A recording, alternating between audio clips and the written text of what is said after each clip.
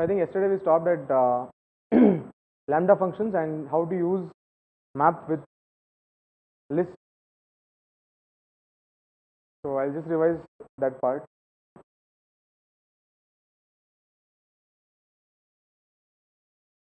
So lambda functions are basically small functions that do not have any name, and they will only carry a single expression, and whatever that result we obtain as part of that expression is returned.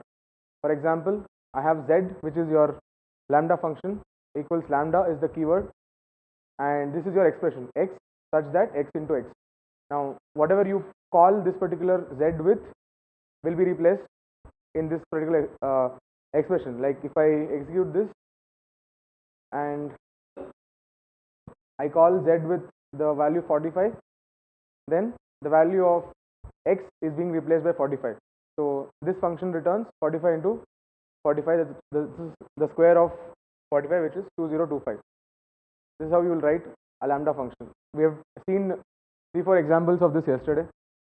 And now if I want to use the same lambda function with any data structure, like say a list or an array, then I have to use the map function. So map function basically executes the function that is defined. For example, your lambda function, it will apply that particular function to every element of a list or data structure. If you have an array, it will apply that to every element of the array. If you have a list, it will apply to every element of the list. So in this case, I have defined my lambda function here. Y lambda, your variable is s, and what I want as my output is 34 into s. Now I want to apply this lambda function, one line function, for all the elements present in my list. So in that case, first I have defined my lambda function here. So this is your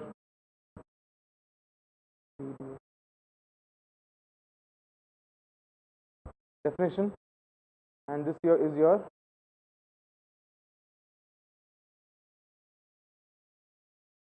iterable data structure, like a list or an array.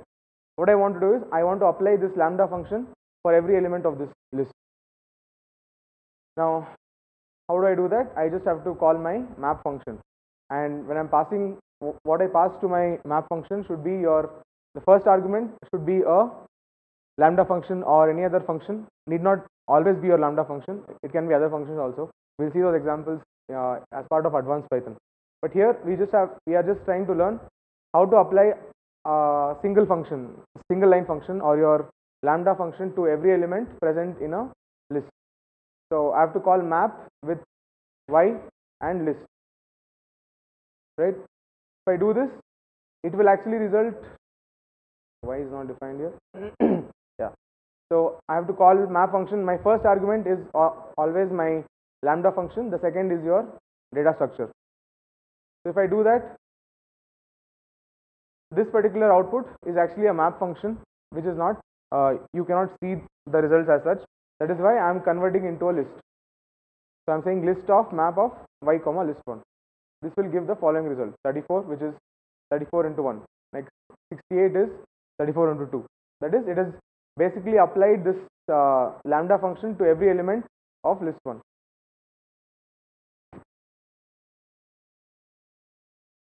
One more example is this list of map of, I have one lambda function written here, and then I have again my list 1.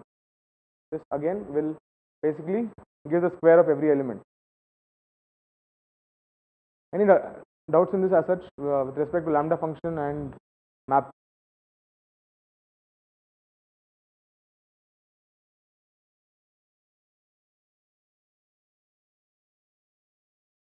So what I'm trying to do here is I have another map function here, and my lambda function has two variables, not just one, it has two variables. It has x comma y, and what I'm doing is I am basically adding the two elements in x and y, x comma y, and I'm passing both x and y. I want to add every element in list 1 to every element in list 2 independently. So if I have my list 1, right? If you check list 1, it is like this. List 2 is like this. So I want to add every element of list 1 to list 2, and I want to use a lambda function for that. So in that case, I will say map. I have written a lambda function which takes two variables x and y and does the following operation, which is x plus y. And this is your first argument. Then you have your second argument, list 1, and then list 2.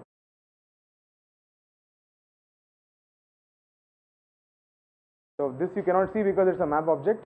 If you want to actually see it, I have to convert it into a list or any other data structure. You can also convert into a tuple. This is what I've got.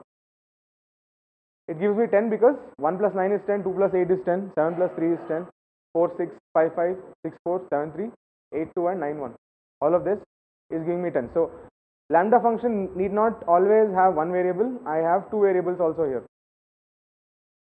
This particular function. This is a lambda function with two variables.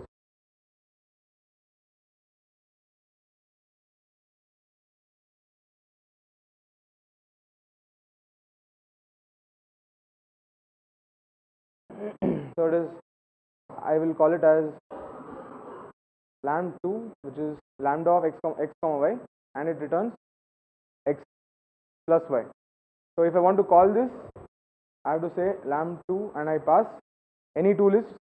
So I will pass two lists here, comma, and then one more list. So as part of this, I will pass 22, 33, 44, and as part of my first list, I will pass 11, 22 and 33.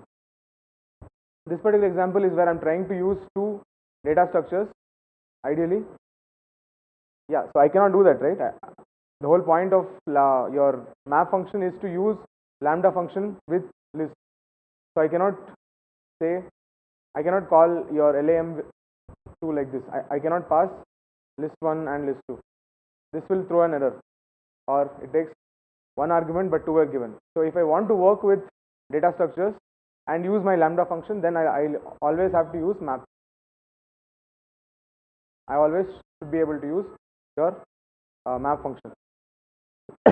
So what this has done, as you can see here, is that it has added every element of your first list and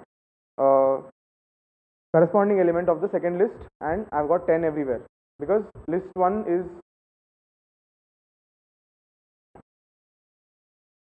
your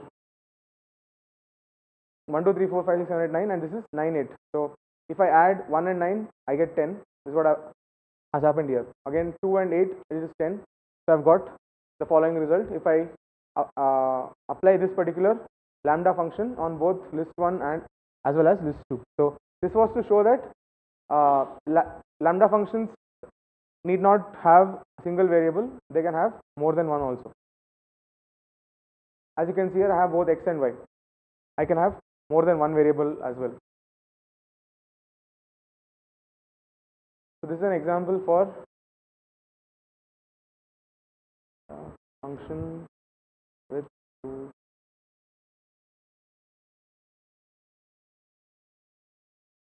variables.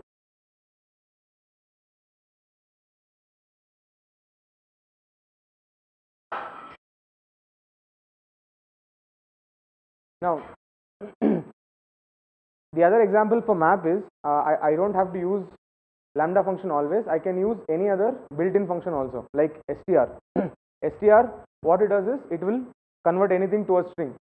For example, if I say x equals 5 and if I check the type of x, it will say int. Now I want to convert it into a string. How do I do that? I will say str of x. That becomes a string because it is in quotes. So I can use this particular function as also as part of my lambda function. So that can be done in this fashion. eg3 equals map of str is your first function and then your data structure, which is eg2. So this also can be printed because it is a map object. I have to convert it into a list.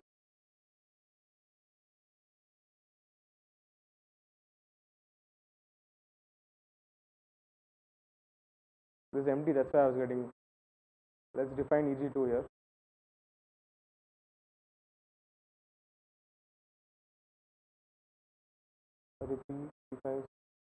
I have three terms. rg2 I have taken. So RG2 is a list. Now I am using my map function to convert every element which is an integer to a string. So for that I just have to call map function with my string function, and then I am passing my list. What this will do is it will apply this string function to every element of RG2, which is 33, 55 and 66. So now if you print EG3, I see that the type has changed. Previously, if I print RG2 as it is, these were integers. If you check the type of this is the first element 33, and if you check the type of this, it will be int. Now I have changed it. I have applied my string function to every element. That is why the type has changed to string. So type of EG3 of 0 string. That is, it has been able to apply the string function to every element of RG3. Right.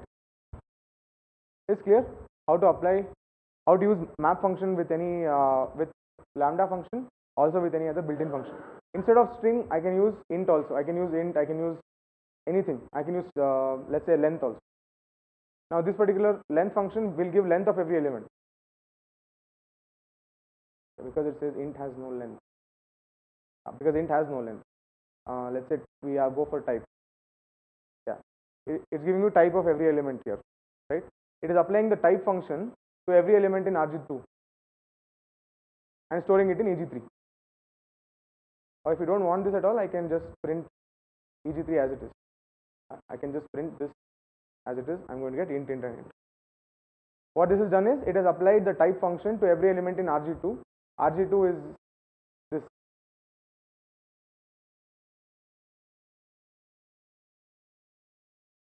I think now it will be clear. RG2 has 3 integers. It's a list. I want to convert every element of RG2, or I want to check the type. I want to use the type function on every element of RG2. For that, I have used my map function, and the first thing I have passed is my function, built-in function, which is type, and then I have passed RG2, which is the list. What this has done is, it is printing the type of every element. So I can use any built-in function. I can use type, I can use length if it's a string. If I can use any other built-in function also, dot lower, dot upper, and all those things if you have strings. So that is about map. The next one is something called as a filter function.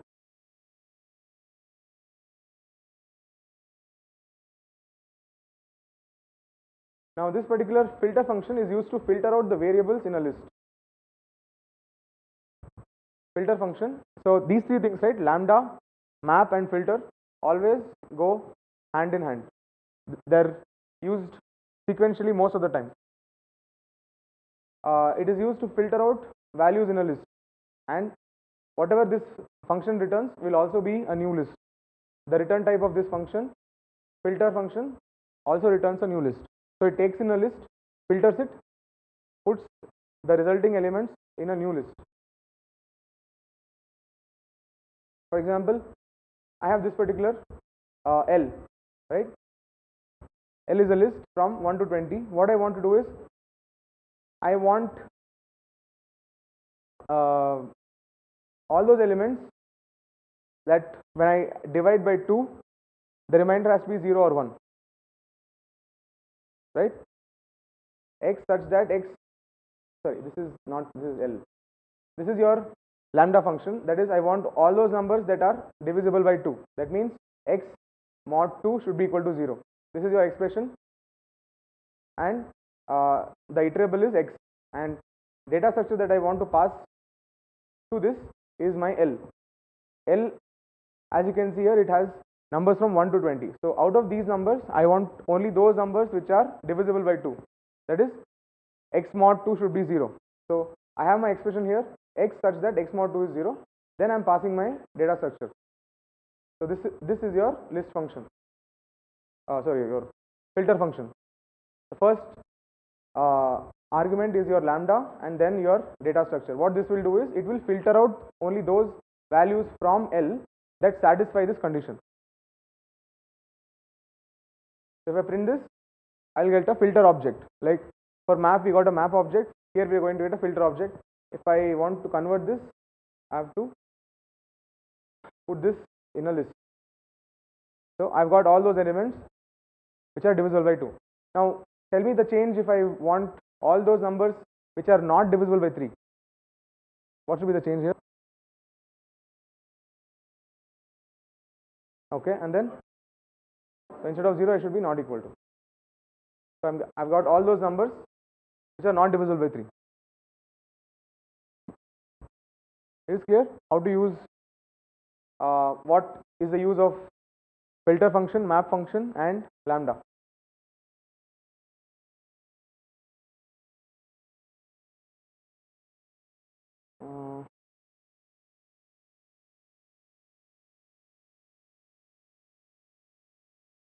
Lambda of c such that c.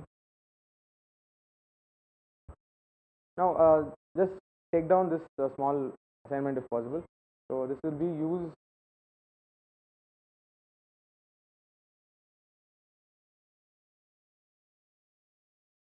So I will define a list called list str, okay, and you're supposed to use this particular list and filter out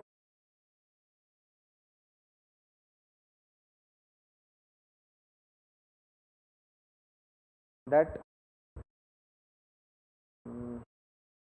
have length equal to 3. So create a list of strings. So I'll create this list str, which is a list of strings. I'll just take a paragraph.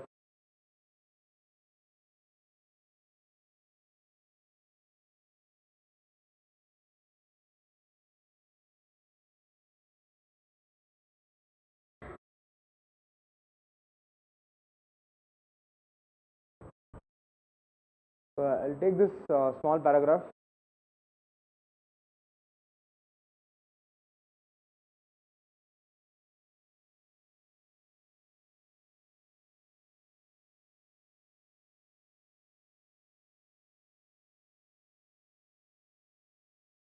Okay, I have this paragraph here. What I want you to do is, if possible, take this list L. This is actually list list underscore str. Take this list str. Now, if I actually print this, I'll have the list as it is. So you have this list. You have to do some string manipulation and break it down into. You have done this, right? Dot split, string dot split. Break it down into single words like a motorcycle, then often called a bike. This should be 6 different words, 6 elements of the list. Break it down into words, tokens, and then use the filter function on the same list to filter out only those elements which have length 3. List str is defined here. Just try this assignment. We can discuss this tomorrow as well.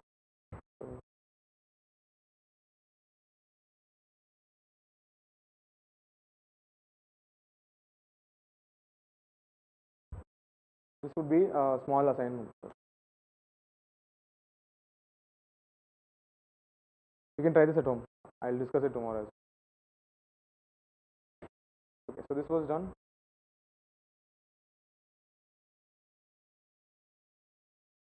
Again, one more example of L. To get all those elements which are less than 5 in L. So I'm just saying lambda x such that x less than 5, and I'm passing L. If I pass this, I've got 1, 2, 3, 4. Because I have from 1 to 20. I want only those elements which are less than 5. If I want more than 5, I can change it. I'm going to get from 6 to 20. Now we saw what happens if I use filter, right? Now see what happens if I use map function along with a lambda x such that x less than 5, and I have my data structure passed. It will return a map object, but to see the output I have to convert it into a list. So it's giving you those values in list 1, or let's say L, and all of them are false. Only 1, 2, 3, 4 are true because they are less than true. So what you should know is, whenever I use map function with a list, I will get a boolean value, true or false. And if I use map filter function with a list along with my lambda function, I will get actual values. So this is something you should be aware of.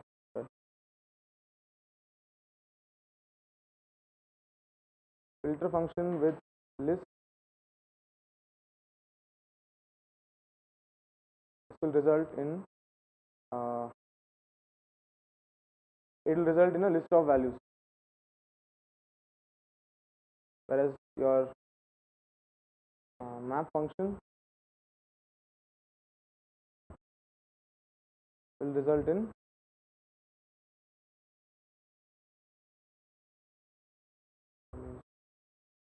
boolean values.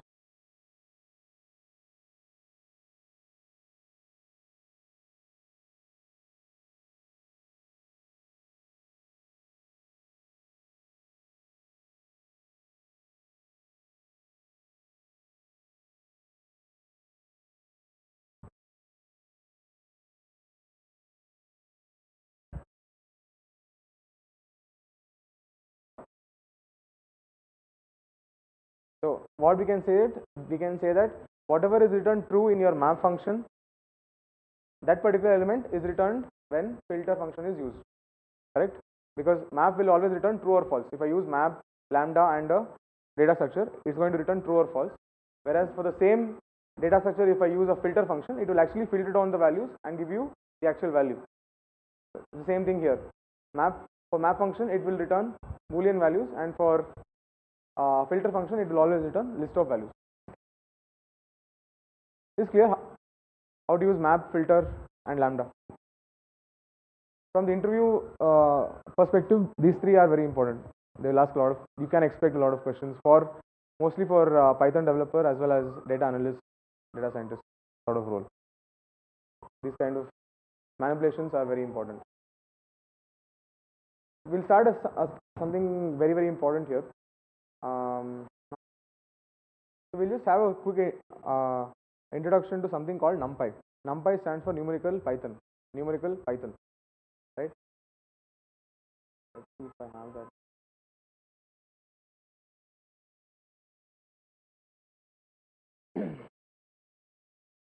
Right, this is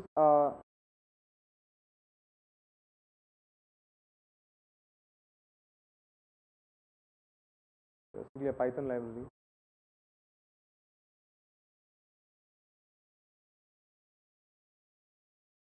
for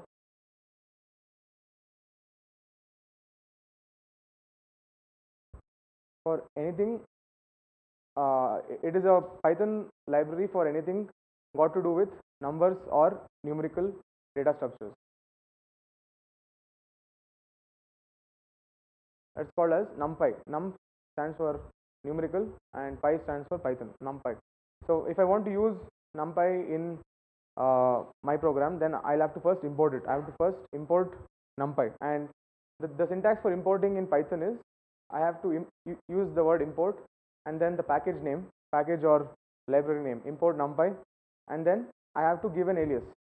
Either if I want, I can give an alias or not. It's not compulsory, it is optional. It is to not write the long name every time. So if it's like an abbreviation or a shorthand notation or an alias. I'm importing NumPy as NP. So henceforth in my program,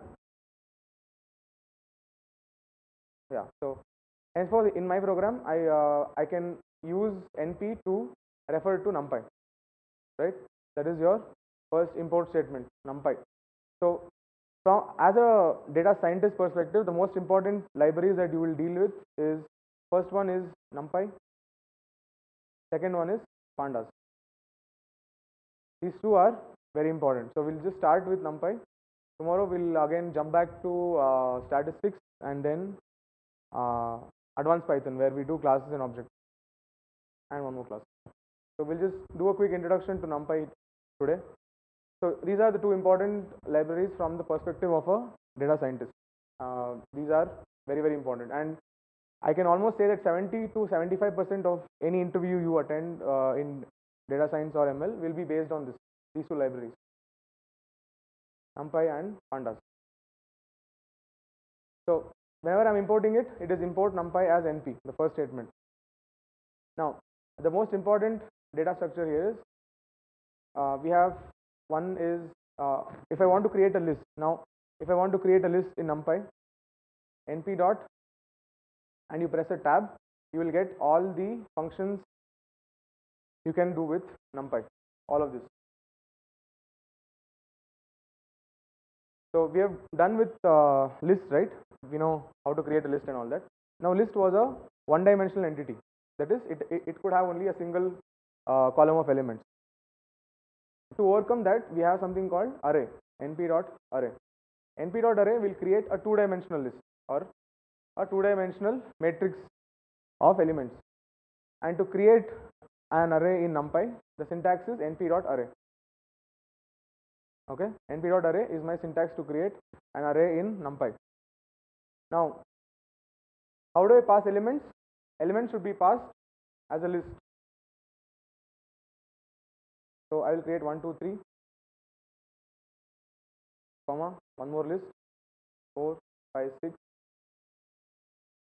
comma, 7, 8, 9. So yeah, so this you cannot pass. So you can actually pass only one element here, but since I want a two-dimensional list, inside this list I am passing 3 other lists. So I am getting a 3 cross 3 matrix of elements, which is an array, right? I have passed 1, 2, 3. This becomes my first row. 4, 5, 6. It becomes my second row. 7, 8, 9 becomes my third row of elements. So whenever I pass elements like this, they will result in a 3-dimensional matrix. So np.array, and it will always take a single argument. So if I want to create a 2-dimensional array, then I'll have to pass data in the same manner. Like here I'm passing 3 arrays, and this first list will become the first row, second list will become the second row, and then third list becomes the third row. This is the first way to create an array, and if I want to store this, I can always store this as some variable arr1. Now if I actually print arr1, I'm going to get the same array back. Now there is one very important property for any array, that is called shape. Now what does this mean? arr1.shape. Shape basically stands for the number of rows and columns of your data structure, of your array. This gives you basically your shape of the array. As you can see here, it's saying 3, 3. It means 3 rows and 3 columns. It's similar to your 3 cross 3 matrix, right? This gives the shape of the array. This is to create an array in the simplest form. Now the other way I will create an array is by, again I have to use np.array, and I want to use a range function. If you remember, range of elements I want to pass, and 5, 100 and 2. Can you tell me what this stands for? 500 and 2. Starting, stop, and the step. So this will give me this array. Now if I actually check out the shape of this, I'm getting 48 comma nothing. So what this 48 comma nothing means is, it means it has 48 rows and no columns, correct? Because if I actually save this in some variable arr2, and if I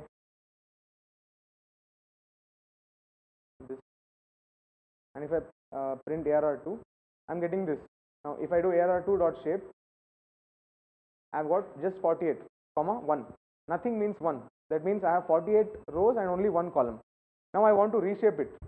I want it because I have 48 elements, right, in one single line. I want to have it in a different format. I want to have it in let's say I want to have it 6 rows and 8 columns. I want to reshape it. This array is just one row or one column of data, right? I want to store it in a different fashion. I want to reshape it. I want to reshape it into 6 rows and 8 columns. For that, I have one more function called reshape, and what you will pass here is the new shape, which is 6 comma 8. Now if I reshape this, so I've got the same thing. I have the same numbers, but they have been reshaped. Instead of 48 comma nothing, which means 48 rows and single column, it has been reshaped into 6 rows and 8 columns. So this is your dot reshape function. So what I've done here is I've created an array using my range function, 5, starting from 5, ending at 100 with a step of 2. So I'll have 5, 5, 7, 9, so on till 99. 48 elements I have. That, to reshape it, to put it in a different shape, I have to use my dot reshape function, and I'm passing 6 comma 8. Now this means that my new array is going to have 6 rows and 8 columns. Any doubts in this? Dot shape and dot reshape, and these are very, very important, like very important. You'll be using this throughout. You'll be using this to reshape 3-dimensional data, 4-dimensional data, and all that. So reshape function you should do. We'll do one more example based on the same. Suppose I create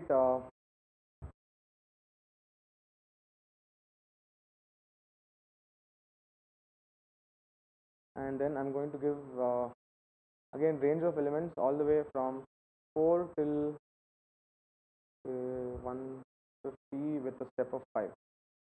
So I've got these elements starting from 4. Let's not take 5, let's take 2. So I have these elements, right? Again, if I want to reshape it directly, now the shape of this, again to get the shape and all, I have to store it in ARR3 and ARR3 dot shape 73, 1, which means just a single column of data. If I want to reshape it, I have to do dot reshape. And because now one thing you should do, remember that I have 73 elements here, which is a prime number, right? 73 is a prime number. Now here we saw that this had 48 elements. Now whenever you reshape, we should make sure that the product of your rows and columns should be equal to number of elements, right? Because here I have 48 elements, that's why I was able to reshape it into 6 comma 8, because 6 into 8 is 48. But if I do 6 comma say 4, it will throw an error, because it says you cannot reshape 48 into 6 comma 4. 24 you can, but 48 you can't. So that is one thing you should remember. So is there any other way we can reshape this apart from 6 comma 8 or 8 comma 6? Huh? How much? Huh? 63. Yeah, 16.3. That is, the product has to be the same.